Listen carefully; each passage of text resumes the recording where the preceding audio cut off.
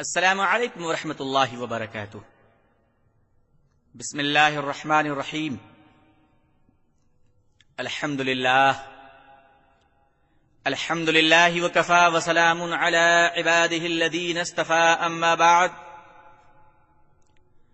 الحمد للہ رب العالمین والعاقبۃ للمتقین، والصلاة على رسوله محمد وعلى آله وأصحابه أجمعين۔ رب اشرح لي صدري ويسر لي أمري واحلل عقدة من لساني يفقهوا قولي۔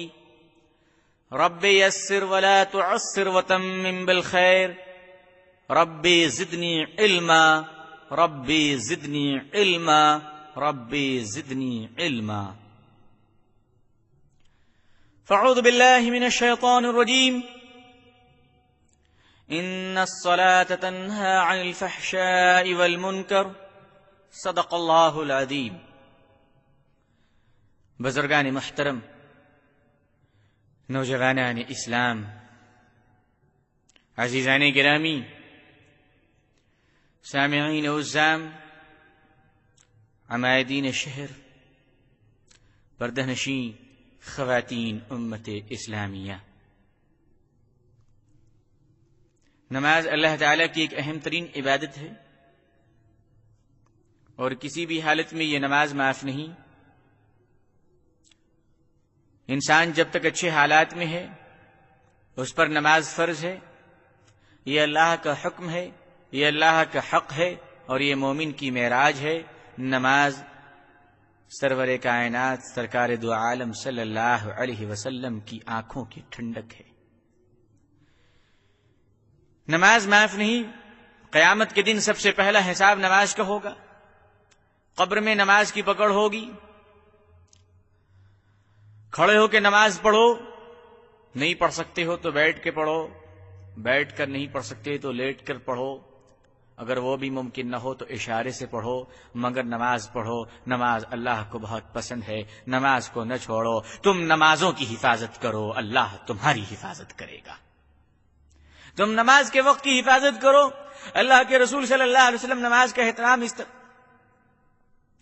اہتمام اس طرح سے کیا کرتے تھے کہ آقا تو جہاں صلی اللہ علیہ وسلم کا آخری وقت ہے، آپ دنیا سے رخصت ہو رہے ہیں، مالک حقیقی کی طرف، رفیق اعلیٰ کی طرف جا رہے ہیں، آپ سے ووٹ نہیں ہو رہا ہے، لیکن آپ پھر بھی رینگتے ہوئے دو صحابہ کے سہارے پر مسجد نبوی میں تشریف لا رہے ہیں، اور سر کو سجدے میں رکھتے ہیں اور فرماتے ہیں نماز کی حفاظت کرو، نماز کی حفاظت کرو۔ جب آپ بار بار بے ہوش ہو رہے تھے، مسجد میں نہیں جا پا رہے تھے، صدیق اکبر سے آپ نے فرمایا کہ جاؤ، جا کر نماز پڑھواؤ۔ حضرت صدیق اکبر آ کر امت کی امامت فرماتے ہیں۔ مسجد نبوی میں مسلمان حضرت صدیق اکبر کی امامت میں سجدے میں ہوتے ہیں۔ حضور صلی اللہ علیہ وسلم اپنے حجرہ مبارک کا پردے کو اٹھا کر دیکھتے ہیں کہ مسلمان سجدے میں ہے۔ اللہ کے نبی صلی اللہ علیہ وسلم چہرے انور کو آسمان کی طرف فرماتے ہیں اور کہتے ہیں کہ اے اللہ تو گواہ رہنا، محمد اپنی امت کو سجدے میں چھوڑ کر جا رہا ہے۔ اللہ کے نبی صلی اللہ علیہ وسلم نے ہمیں نماز میں چھوڑا تھا، شراب خانوں میں نہیں چھوڑا تھا، جوئے خانوں میں نہیں چھوڑا تھا۔ اللہ کے نبی صلی اللہ علیہ وسلم نے ہمیں خدا کے سامنے سجدہ کرتے ہوئے چھوڑا تھا، خدا کے ولیوں کے سامنے سجدہ کرتے ہوئے نہیں چھوڑا تھا۔ ارے ولیوں کو تو سجدہ دور کی بات ہے، اللہ کے رسول نے اپنے سامنے سجدہ کو حرام قرار دیا۔ جب میرے رسول کے قدموں پہ سجدہ جائز نہیں تو تیرے ننگے پیر کے قدموں میں سجدہ کس نے مائی ڈیئر جائز کر دیا؟ آپ کے ابا جان نے۔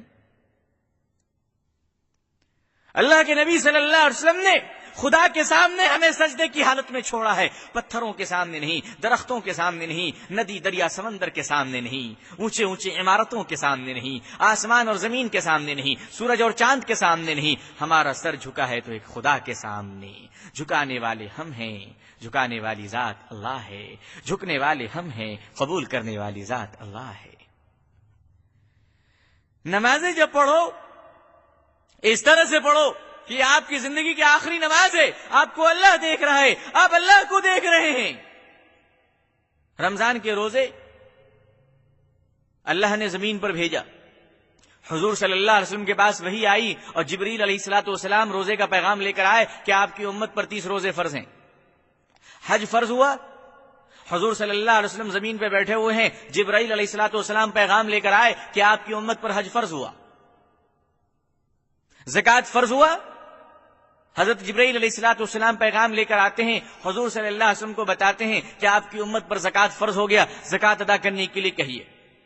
تمام احکام اللہ نے جبریل کے ذریعے سے بھیجا، لیکن جب نماز دینے کا وقت آتا ہے، جب امت پر نماز فرض کرنے کا وقت آتا ہے، جب امت اسلامیہ کو نماز تحفے میں دینے کا وقت آتا ہے، تو اللہ تعالیٰ فرماتے ہیں یہ میرا بہت خاص تحفہ ہے، یہ میری بڑی خاص عبادت ہے. جبرائیل، یہ میں تمہارے ہاتھوں نہیں بھیجوں گا، میرے رسول کو بلا کر لاؤ، میرا محبوب آ کر میرے پاس سے نماز کا تحفہ لے جائے گا. رمضان خود آتا ہے، حج خود آتا ہے، زکوٰۃ خود آتا ہے، لیکن جب نماز کے آنے کا وقت آتا ہے تو میرے رسول جاتے ہیں نماز کو لانے کے لیے. نماز کہتی ہے کہ مجھے تو میرے محبوب آ کر لے جائیں گے.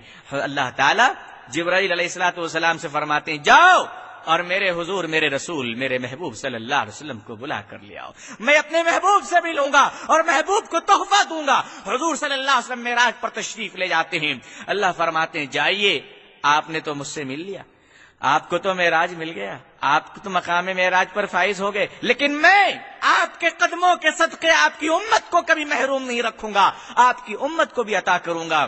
یہ لیجئے 5 وقتوں کا نماز ہے، اپنی امت کو جا کر دے دیجئے. اللہ کے نبی صلی اللہ علیہ وسلم نے فرمایا کہ میں معراج پر گیا تھا، خدا سے میری ملاقات ہوئی، لیکن اللہ نے مجھے ایک ایسا ہاٹ نمبر دے دیا ہے کہ میری امت ہر دن خدا سے ملاقات کر سکتی ہے. تمہیں جب جب اللہ سے ملنا ہو، تمہیں جب جب اپنا دکھ درد اللہ کو سنانا ہو، تمہیں جب جب اللہ کے سامنے اپنے معاملات رکھنا ہو، دوست اور دشمنوں کے فریاد رکھنے ہوں، اللہ تعالیٰ کے رسول صلی اللہ علیہ وسلم نے ہمیں ہاٹ نمبر دے دیا ہے کہ ملاؤ، وضو بناؤ، سجدے میں جاؤ، معراج مل جائے گا. اللہ کا نمبر کبھی انگیز نہیں رہتا، جب چاہو خدا سے بات کر لو. مسلمانوں سجدے میں جاؤ، اللہ سے مل لو.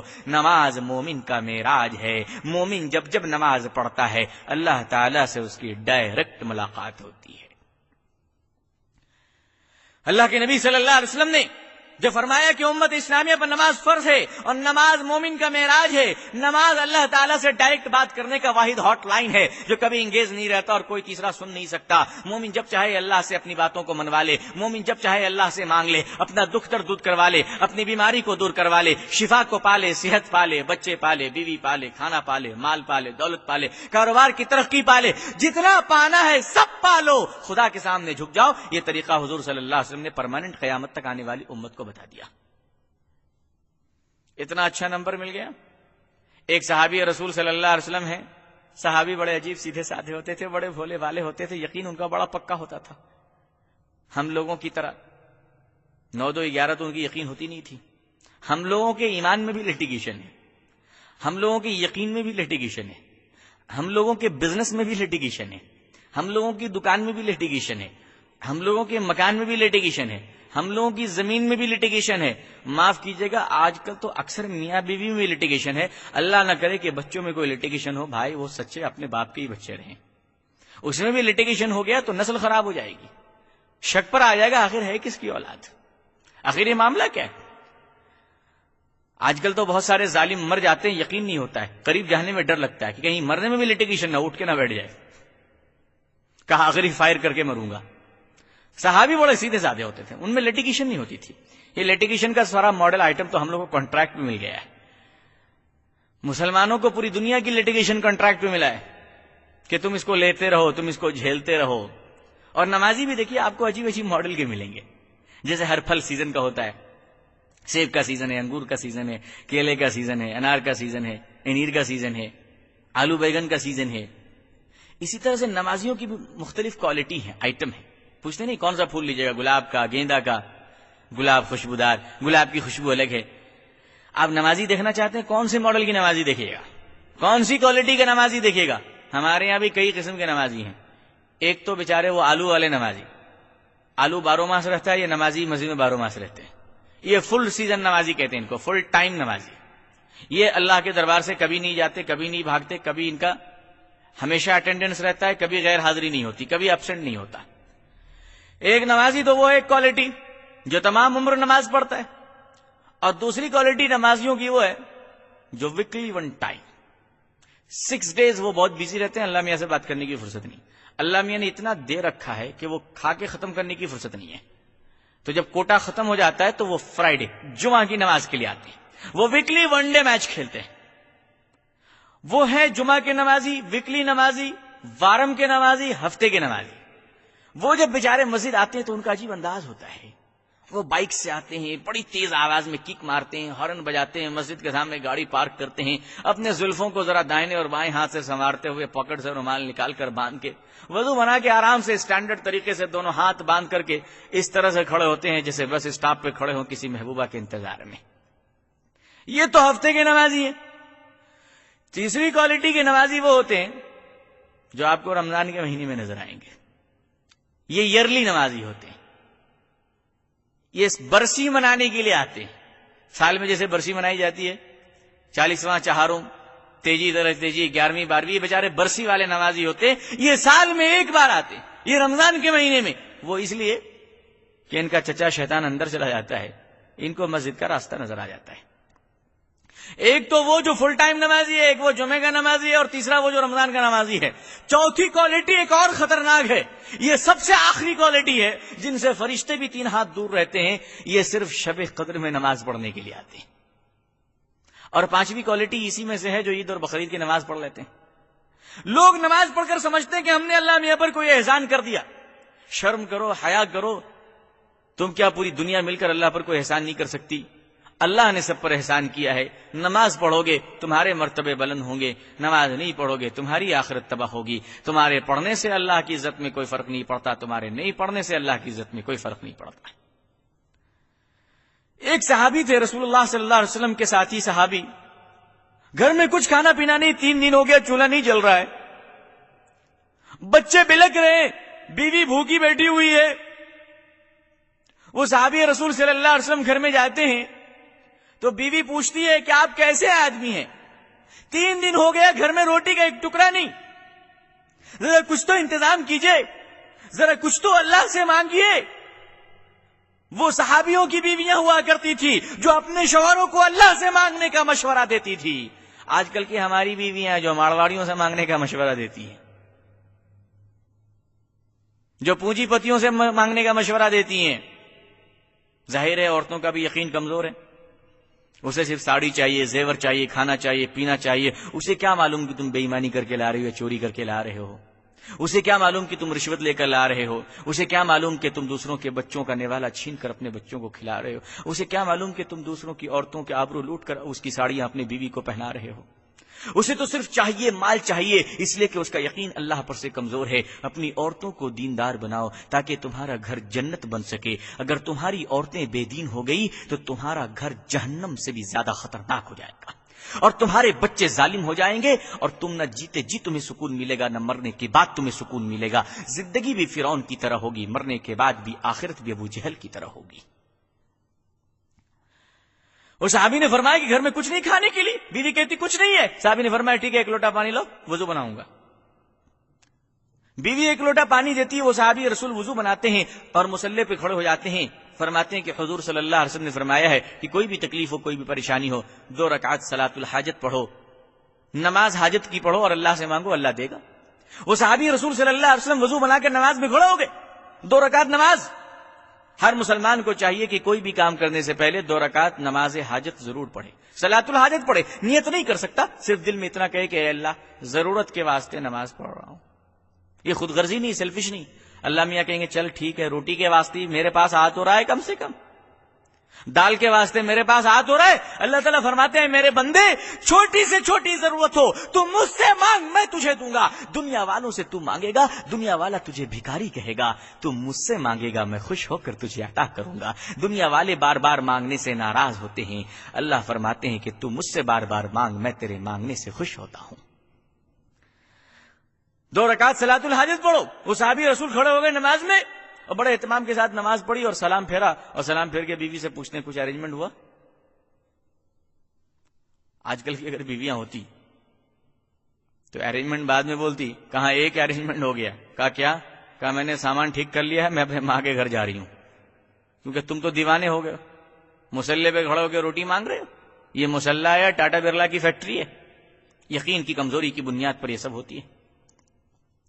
اب معلوم ہوا کہ وہ بیچاری ماں کے گھر پہنچ گئی ہیں، اب شوہر لینے کے لیے جائے گا، ساس کی گالی سنو، سسر کی گالیاں سنو، سالے سالیوں کی گالیاں سنو، اس کے بعد جا کے بیگم صاحبہ تشریف لاتی ہیں، تب جا کر میڈم کا درشن ہوتا ہے۔ وہ صحابی رسول اپنی بیوی سے فرماتے کچھ انتظام ہوا؟ بیوی کہتی دیکھیے تو ابھی تک تو کچھ نہیں آیا۔ وہ صحابی فرماتے ہیں میری نماز میں کوئی کمزوری ہوگی، کیونکہ حضور صلی اللہ علیہ وسلم کا وعدہ تو سب سے سچا وعدہ ہے۔ پھر دوبارہ نماز کے لیے کھڑے ہو گئے اور نماز پڑھی، سلام پھر کر پھر پوچھا اپنی بیوی سے کچھ ارینجمنٹ ہوا؟ بیوی فرماتی جی ابھی تک تو کچھ نہیں ہوا۔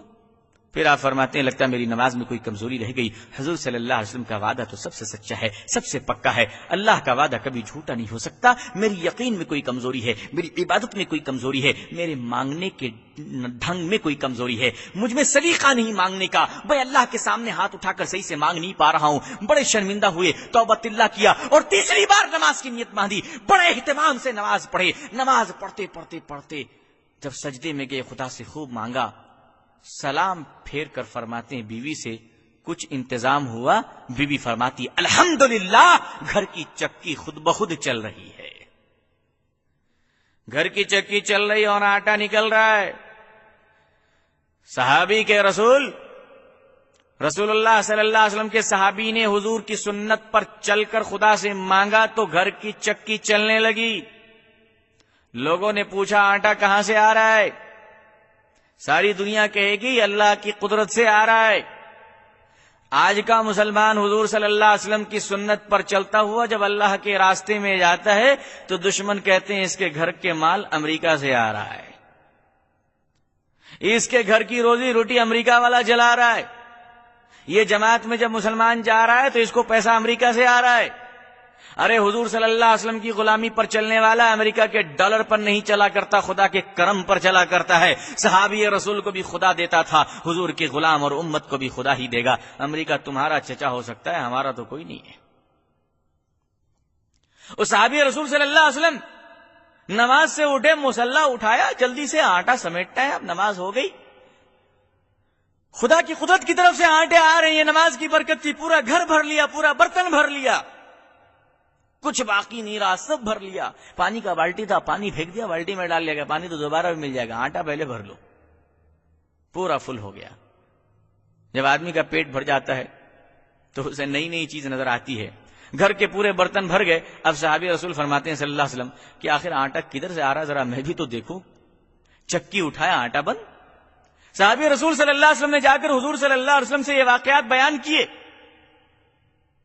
کہ ایسا ایسا واقعہ پیش آیا، ایسی سی باتیں پیش آئی، میں نے نماز پڑھی، صلاۃ الحاجت پڑھی اور دعائیں مانگی، اللہ نے ہمارے گھر کی چکی کو چلانا شروع کر دیا اور اس میں سے آٹا آنا شروع کر دیا۔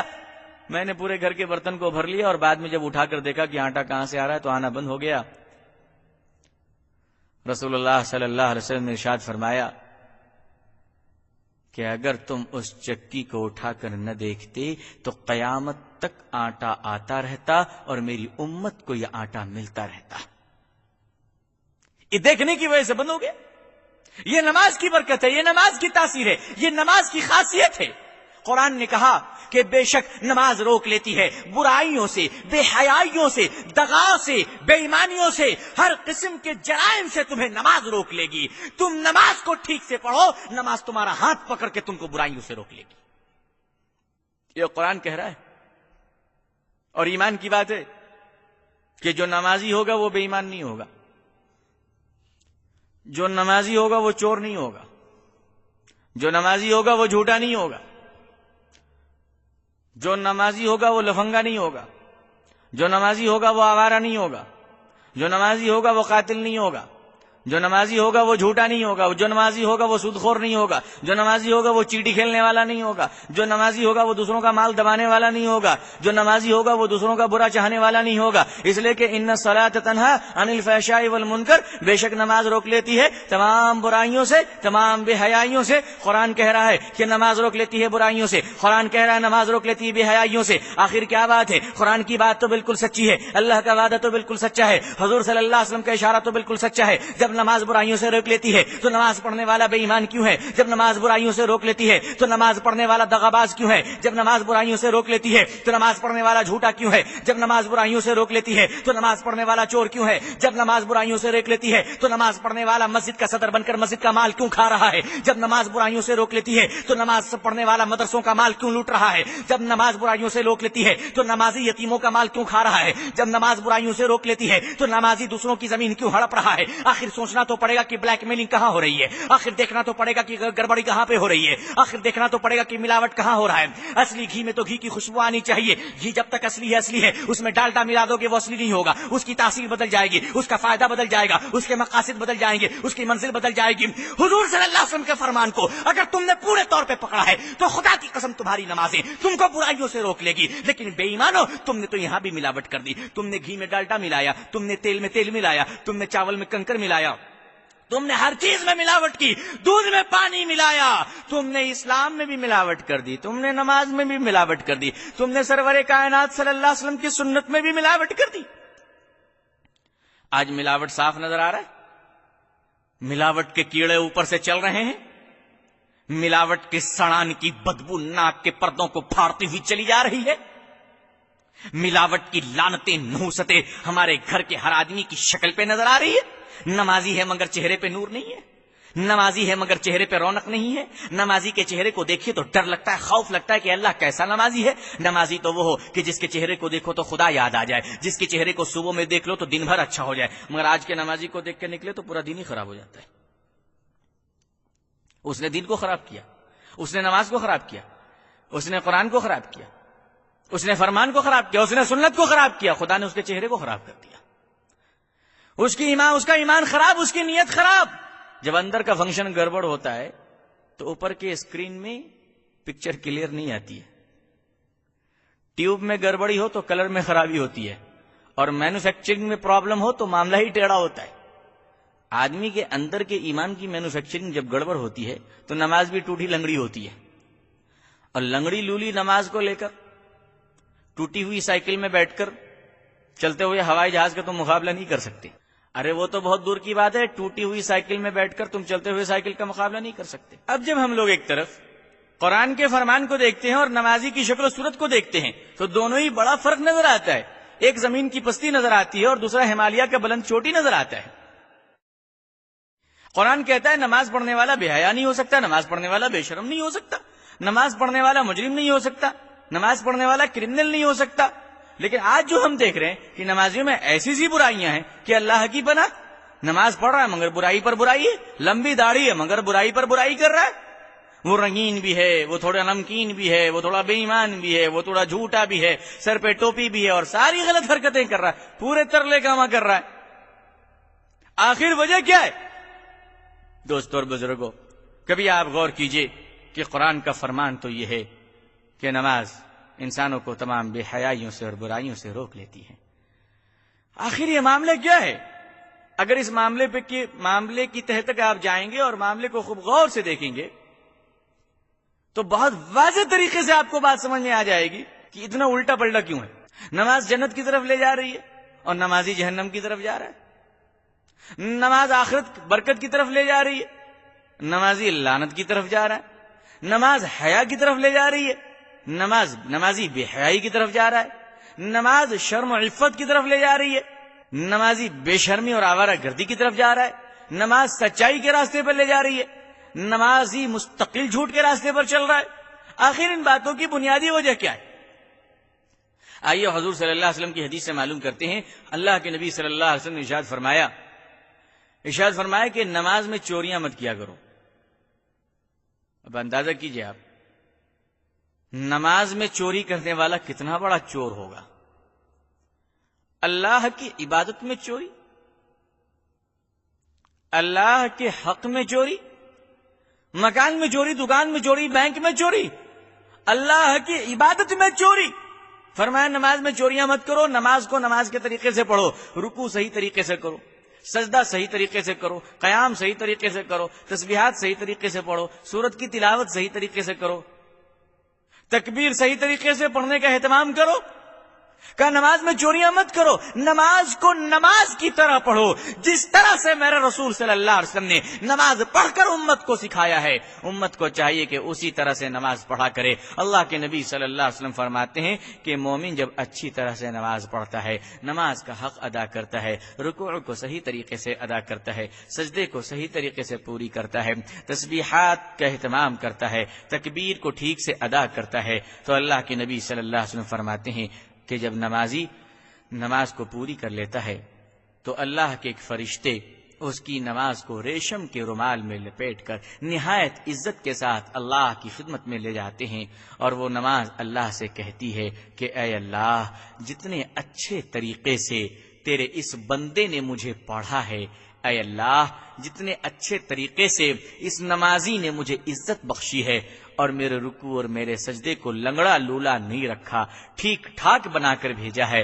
اے اللہ، نماز کہتی ہے اے اللہ میں تجھ سے دعا مانگتی ہوں کہ میرے پڑھنے والے کو تو عزت عطا کر، میرے پڑھنے والے کو تو شرافت عطا کر، میرے پڑھنے والے کو تو شرم و حیا عطا کر، میرے پڑھنے والوں کو تو طہارت اور پاکیزگی عطا کر، میرے پڑھنے والے کو تو دنیا اور آخرت میں عافیت عطا کر۔ یہ نماز کی دعا ہوتی ہے جس کی برکت سے اللہ تعالیٰ نمازی کو بے حیائی سے بچا لیتے ہیں، بے شرمی سے بچا لیتے ہیں، تمام قسم کی بربادی سے بچا لیتے ہیں۔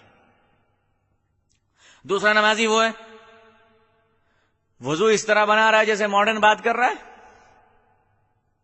عجیب انداز ہے وضو بنانے کا، واش بیسن میں کھڑا ہو گیا، نہ ہاتھ صحیح سے بھگایا، نہ پاؤں صحیح سے دھویا، نہ کلی برابر سے کیا، وضو بنایا الٹے سیدھے طریقے سے، دوڑتا ہوا مسجد میں گیا جیسے قرض ادا کرنا ہے، گاڑی چھوٹ رہی ہے، ٹرین پکڑنا ہے اور گیٹ پہ بیٹھ کے میسور مٹراس پہنچ جانا ہے، دوڑتا ہوا جاتا ہے، امام صاحب سجدے میں، اس نے فٹافٹ نہ دائیں دیکھا نہ بائیں دیکھا، نیت باندھی اور ٹھکا ٹھک ٹھوک دیا ایک سجدہ کہ اللہ میاں لے دے دیا تیرے حوالے، سنبھال اپنا مال، اب ہمیں کوئی مطلب نہیں۔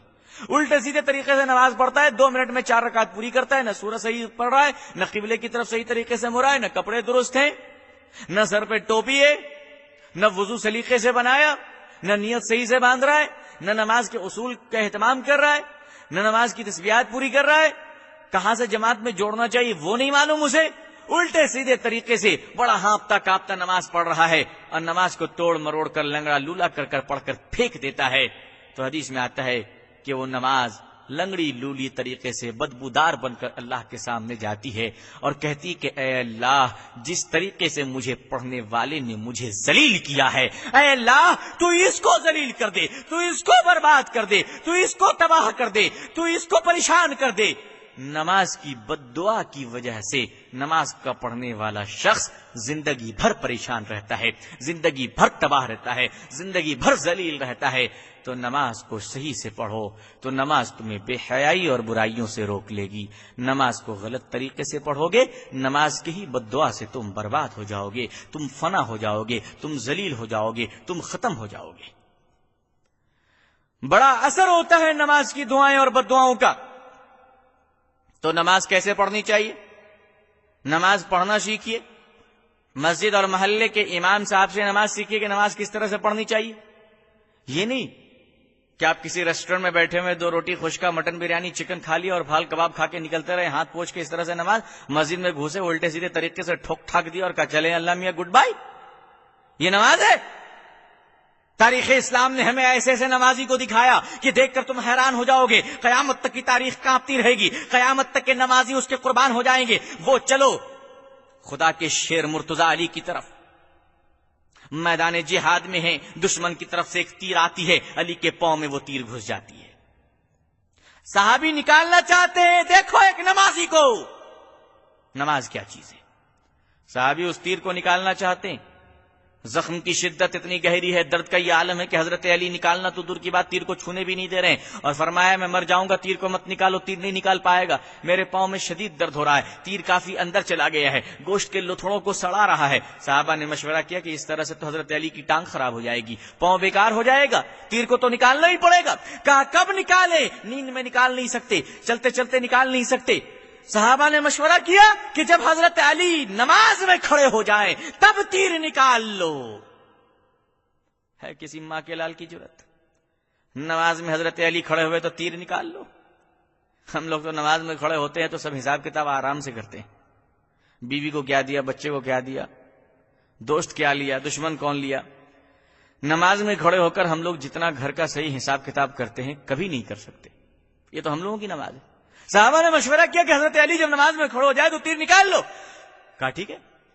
حضرت علی کرم اللہ وجہ رضی اللہ تعالیٰ عنہ نے جیسے نیت باندھی صحابہ کرام آئے اور تیر کو کھینچ کر نکال لیا.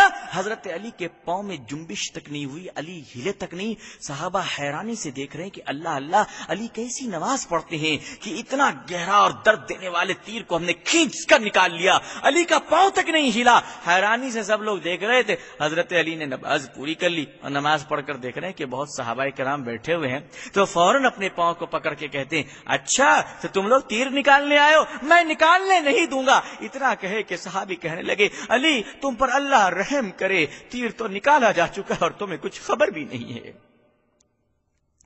کیسی نماز ہوتی تھی حضرت علی کرم اللہ وجہ رضی اللہ تعالی. تیر نکل گیا, حضرت علی کو خبر نہیں.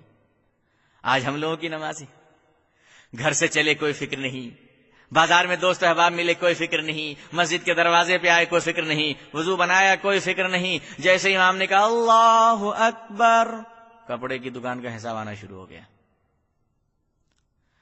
الیکشن کا پورا خرچہ حساب کتاب سامنے آنا شروع ہو گیا. بیوی کا ڈیمانڈ نظر آنے لگا, بچے کا چاکلیٹ یاد آنے لگا, بیوی کی ساڑی یاد آنے لگی, گھر کا دروازہ یاد آنے لگا, کنسٹرکشن یاد آنے لگا, انجینئر کا پیسہ یاد آنے لگا, کانٹریکٹر کا کمیشن یاد آنے لگا, بروکری کے سارے کمیشن یاد آنے لگے, کہاں کہاں بے ایمانی کے دھندے چھپے ہوئے سب یاد آنے لگے. یہ عالم ہوتا ہے, کچھ خبر نہیں ہوتی کتنی رکعت امام نے پڑھائی ہے. بس امام کے پیچھے چل رہے ہیں کولو کی بیل کی طرح. امام نے کہا جھک تو جھکا, اٹھ تو اٹھا, مقتدی کو کچھ نہیں معلوم کتنی رکعت ہوئی. اس طرح سے نماز میں کھڑے ہوئے ہیں, نیت باندھ رہے ہیں, کھڑے ہو کے ہل رہے ہیں, سر کھجلا رہے ہیں, ناک کے اندر انگلی ہے, منہ میں جمائی آہ کر رہے ہیں. نماز میں سکون بھی نہیں, چین بھی نہیں, اطمینان بھی نہیں. ایک ایسی نماز ہو رہی تھی, عصر کی نماز غالباً ہو رہی تھی, اور آپ جانتے ہیں عصر کی نماز میں 4 رکعت پڑھی جاتی ہے. نماز ہو گئی تو مقتدیوں میں ہنگامہ ہو گیا. 50% نے کہا امام صاحب نے 2 رکعت پڑھی ہے, اور 50% نے کہا امام صاحب نے 4 رکعت پڑھی ہے. اب دونوں میں جھگڑا ہو گیا, بتائے کون کہ امام صاحب نے کتنی رکعت پڑھی ہے. اسی دیکھا کہ نمازیوں کے بیچ میں ایک صاحب سے بڑے بزرگ, سفید داڑھی, لمبی داڑھی, ہاتھ میں تسبیح, چہرہ ایک دم نورانی, پکے نمازی حاجی صاحب. لوگوں نے پکڑ کے کہا کہ حاجی صاحب سے پوچھو امام صاحب نے کتنی رکعت نماز پڑھائی ہے, کیونکہ حاجی صاحب دیندار بزرگ آدمی ہے, یہ صحیح بتا سکتے ہیں کہ 2 رکعت پڑھی گئی ہے یا 4 رکعت پڑھی گئی ہے. تمام مقتدیوں نے مل کر حاجی صاحب کو پکڑا کہ حاجی صاحب اللہ آپ پر رحم کرے, ہمارے مسائل کو حل کر دیجیے, ہمارا جھگڑا ختم کر دیجیے, فتنے کو ناپید کر دیجیے, یہ بتائیے امام صاحب نے کتنی رکعت نماز پڑھائی ہے. حاجی صاحب نے کہا الحمدللہ میں 40 سال سے نماز پڑھ رہا ہوں, میں یقین اور اطمینان کے ساتھ, نہایت ذمہ داری کے ساتھ, ایمان کی قسم کھا کر یہ کہتا ہوں کہ آج ہمارے امام صاحب نے عصر کی نماز صرف 2 ہی رکعت پڑھائی ہے. لوگوں نے کہا ہے اتنا کانفیڈنس, اتنا اعتماد, اتنا یقین. حاجی صاحب کیا آپ لیپ ٹاپ لے کر کھڑے ہوئے تھے نماز میں کہ کمپیوٹر کے اسکرین پہ بتا دیا گیا, اتنا یقین کیسے ہو گیا؟ لوگوں نے پوچھا حاجی صاحب اتنے اعتماد سے آپ کیسے کہہ سکتے ہیں؟ حاجی صاحب نے کہا بھائی میں بڑی بات نہیں کرتا, اللہ نے مجھے بہت نوازا ہے, اللہ نے مجھے 4 دکانیں عطا کی ہے, اور روزانہ میں 4 دکان کی حساب عصر کی نماز میں ہی کرتا ہوں. پہلی رکعت میں پہلی دکان کا حساب, دوسری رکعت میں دوسری دکان کا حساب, تیسری رکعت میں تیسری دکان کا حساب, چوتھی رکعت میں چوتھی دکان کا حساب. ہر دن حساب کمپلیٹ کرتا تھا. آج 2 ہی دکان کا حساب کمپلیٹ کیا تھا, امام صاحب نے سلام پھیر دیا. اس سے بڑا پروف اور کیا دوں بھائی, اس سے بڑا ثبوت اور کیا دوں؟ جب یہ بہت بڑے بڑے لوگوں کا یہ حال ہے تو عام نوجوانوں کا کیا حال ہوگا؟ نماز میں دکانوں کا حساب, نماز میں مکان کا حساب. 4 رکعت نماز ہو گئی, خبر نہیں نماز کہاں تک پہنچی, دکان کا حساب کمپلیٹ نہیں ہوا تھا, اندازہ کر لیا کہ میری نماز کمپلیٹ نہیں ہوئی. دوستوں اور بزرگوں, جب نماز کو اس طرح سے پڑھو گے تو اللہ تمہیں کیسے عزت عطا فرمائے گا. 27 ذی الحجہ حضرت عمر فاروق رضی اللہ تعالیٰ عنہ فجر کی نماز پڑھانے کے لیے امامت کے لیے تشریف لائے مسجد نبوی میں. آپ نماز پڑھا رہے ہیں, ایک دشمن دین, دشمن رسول, دشمن خدا, حضرت عمر کا جانی دشمن, حضرت عمر کو قتل کرنے کی نیت سے چھرا کو چھپا کر آستین میں فجر کی نماز میں پچھلی صف میں کھڑا, پہلی صف میں کھڑا ہے, حضرت عمر کے بالکل پیچھے کھڑا ہوا ہے. حضرت عمر نے صفیں سیدھی فرمائی، تکبیر مؤذن نے کہہ دی، حضرت عمر نے فجر کی نماز کی امامت شروع کی، فرمایا اللہ اکبر۔ جیسے اللہ اکبر کہا صحابہ کرام نے نیت باندھ لی۔ اب جب صحابہ نیت باندھ لیتے تھے تو سوائے خدا کے ان کو کچھ بھی نظر نہیں آتا تھا۔ حضرت عمر کے دشمن نے اپنے چھاتی سے لپٹے ہوئے اس چھڑا کو نکالا، زہریلا خنجر، زہریلا تلوار کو نکالا اور حضرت عمر کے پیٹھ پر حملہ کر دیا، ایک تلوار کھینچ کے مارا۔ حضرت عمر ویسے ہی کھڑے ہوئے ہیں، نماز میں کوئی فرق نہیں آ رہا ہے اور قرآن شریف کی تلاوت کرتے چلے جا رہے ہیں۔ وہ دشمن چھرا پر چھرا مار رہا ہے، وہ دشمن چاقو پر چاقو مار رہا ہے۔ 1 2 3 4 5 چھرا جب مار دیا اور حضرت عمر نہیں ہل رہے تو وہ تلوار کو لے کر آگے بڑھا اور چھٹا تلوار حضرت عمر کے تون میں مار دیا، پیٹ میں مار دیا، جس سے پیٹ 2 حصوں میں تقسیم ہو گیا، آنتیں باہر آ گئی، خون کے فوارے نکل پڑے۔ حضرت عمر اب کھڑے نہ ہو پا رہے تھے، پیچھے ہاتھ بڑھایا اور ایک صحابی رسول صلی اللہ علیہ وسلم کو کھینچ کر مصلی پہ کھڑا فرمایا اور فرمانے لگے عمر مرتا ہے مرنے دو، خدا کی عبادت میں کوئی فرق نہیں پڑنے دینا۔ عمر مرتا ہے مرنے دو، رسول کی امانت میں کوئی فرق نہ پڑ جائے۔ عمر تڑپتا ہے تڑپنے دو، مگر نماز کو مت چھوڑنا، نماز پوری کرو۔ عمر نے تڑپ تڑپ کر مرنا پسند کیا، لیکن یہ پسند نہیں تھا کہ مسلمانوں کی نماز میں خلل آ جائے۔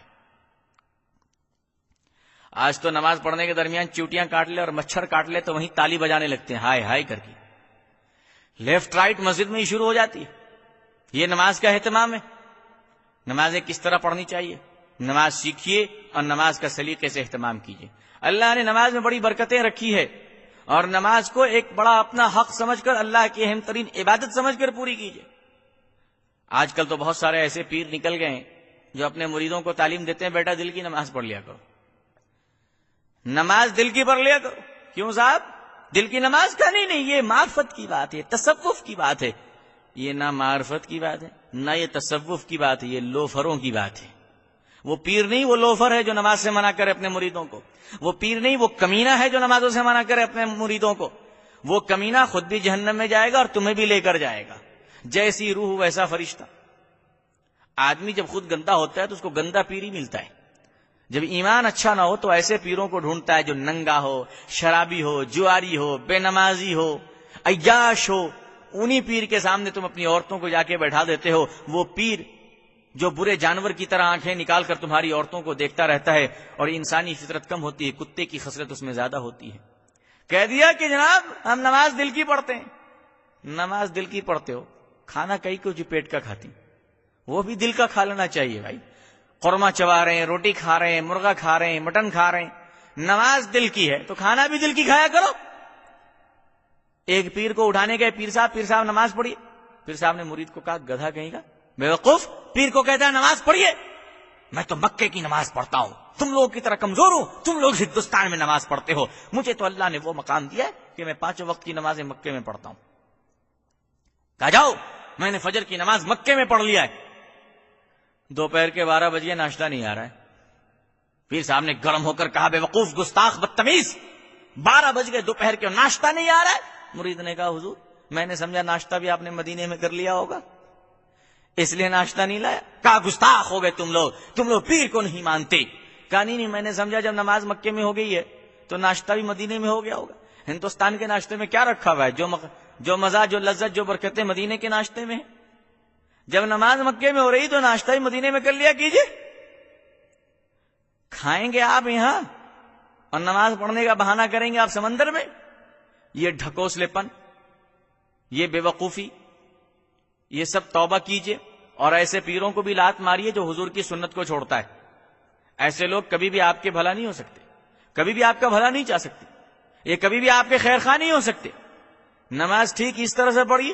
میرے رسول صلی اللہ علیہ وسلم جب نماز پڑھتے تھے، آپ صلی اللہ علیہ وسلم کی اپنی نماز، تنہائی کی نماز اتنی طویل ہوتی تھی، اتنی لمبی ہوتی تھی، کہ حضرت عائشہ اپنے دل کو پکڑ لیا کرتی تھی، روتی تھی کہ اللہ کے نبی صلی اللہ علیہ وسلم آپ نماز میں اتنا روتے ہیں کہیں آپ کی روح نہ نکل جائے۔ حضور صلی اللہ علیہ وسلم فرمایا کرتے تھے عائشہ نماز میں بڑی لذت ہے، اللہ سے ملاقات ہوتی ہے، اللہ سے باتیں ہوتی ہے، مسلمانوں تم بھی نماز کا اہتمام کیا کرو، نماز کو وقت سے پڑھا کرو اور نماز میں اللہ سے باتیں کیا کرو۔ جماعت کی نمازیں ہمیشہ ہلکی پھلکی ہونی چاہیے، جماعت کی نمازیں ہمیشہ جلدی ہونی چاہیے، اور تنہائی کی نماز جب آپ پڑھیں، تہجد میں کھڑے ہوں، نفل میں کھڑے ہوں، تو لمبی نمازیں پڑھیے، اللہ سے رو رو کر دعائیں مانگیے، خدا سے مانگیے، نمازیوں کی دعائیں خدا سنا کرتا ہے، نمازیوں کی آہ و بکا خدا سنا کرتا ہے۔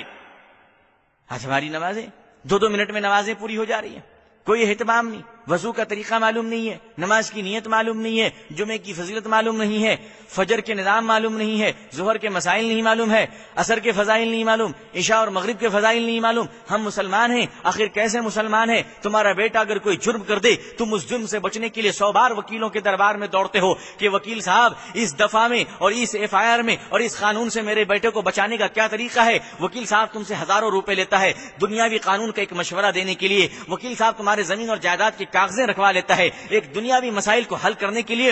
تم معمولی دنیا کے چند مسائل کو حل کرنے کے لیے وکیلوں کی غلامی کرتے ہو، وکیلوں کو نوٹوں کا خزانہ پیش کرتے ہو، وکیلوں کے قدموں میں زمین جائیداد کے کاغذ رکھ دیتے ہو۔ ارے مسلمانوں تجھے کیا ہو گیا ہے؟ دنیا کے معمولی سزا سے بچنے کے لیے تو وکیلوں کی غلامی کرتا ہے، تو جھوٹ بولنے والوں کی غلامی کرتا ہے، لیکن آخرت سے بچنے کے لیے، آخرت کی جزا کو پانے کے لیے، آخرت کی سزا سے بچنے کے لیے، جہنم کے عذاب سے بچنے کے لیے، حضور صلی اللہ علیہ وسلم کی سنت کو سمجھنے کے لیے، قرآن کے احکام کو سمجھنے کے لیے، اسلامی مسائل اور فضائل کو سمجھنے کے لیے، نماز کے مسائل اور فضائل کو سمجھنے کے لیے کبھی تم اسلامی وکیل، کبھی تم شریعت کو جاننے والے مفتی علماء کے پاس گئے ہو؟ کچھ دینا تو دور کی بات ہے، کیا جا کر تم بیٹھ کر پوچھے ہو کہ حضور بتائیے کہ اسلامی مسائل کیا ہے؟